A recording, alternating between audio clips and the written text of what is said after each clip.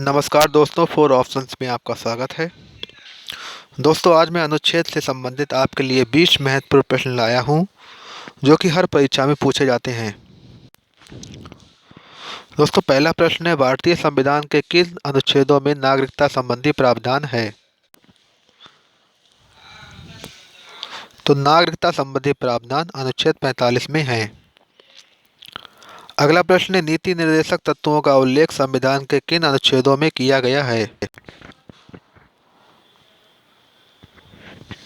तो अनुच्छेद 36 से 51 तक नीति निर्देशक तत्वों का उल्लेख किया गया है। अगला प्रश्न है, उच्चतम न्यायालय की स्थापना और गठन का प्रावधान किस अनुच्छेद द्वारा किया गया है? तो अनुच्छेद 124 के द्वारा उच्चतम न्यायालय की स्थापना का प्रावधान किया गया है। राष्ट्रपति निर्वाचित होने के लिए अर्हताएं किस अनुच्छेद में हैं?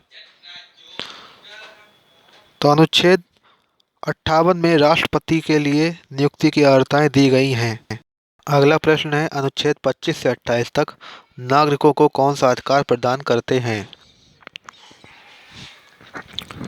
तो अनुच्छेद 25 से 28 तक धार्मिक स्वतंत्रता का अधिकार प्रदान करते हैं।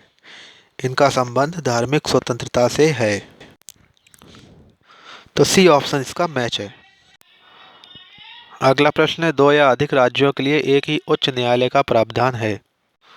तो दो या अधिक राज्यों के लिए एक ही उच्च न्यायालय का प्रावधान अनुच्छेद 231 में है। निम्न में से किसका संबंध अनुच्छेद 165 से है? तो अनुच्छेद 165 का संबंध राज्य के महाधिवक्ता से है। डी ऑप्शन इसका मैच है। दोस्तों, महाधिवक्ता की नियुक्ति राज्यपाल द्वारा अनुच्छेद 165 के अंतर्गत की जाती है। महाधिवक्ता राज्य का विधि प्रमुख होता है। इनका कार्य राज्य प्रमुख को विधि संबंधी सलाह देना होता है। महाधिवक्ता दोनों सदनों विधानसभा तथा विधान परिषद में बोलने की शक्ति रखता है। इसकी स्थिति केंद्र सरकार के महान्यायवादी और अटॉर्नी जनरल की तरह ही होती है। जिस प्रकार केंद्र का विधि प्रमुख महान्यायवादी होता है, उसी प्रकार राज्य का विधि प्रमुख महाधिवक्ता होता है। अगला प्रश्न, उपराष्ट्रपति का निर्वाचन होता है।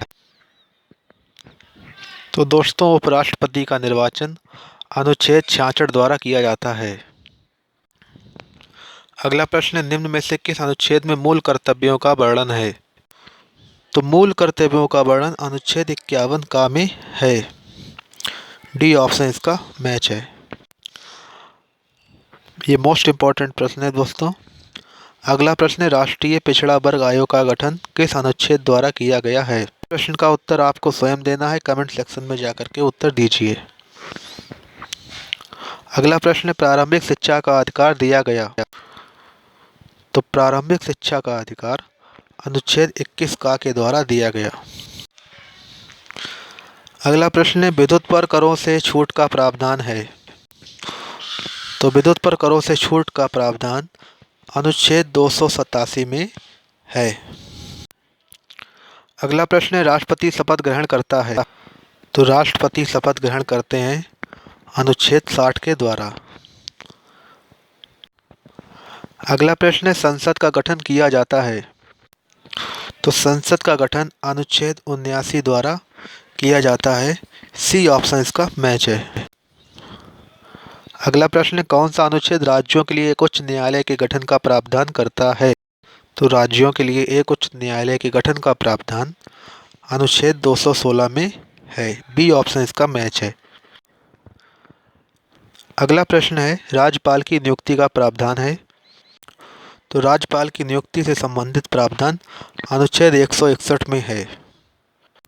दोस्तों, मोस्ट इम्पॉर्टेंट प्रश्न है, कई बार पूछा जा चुका है।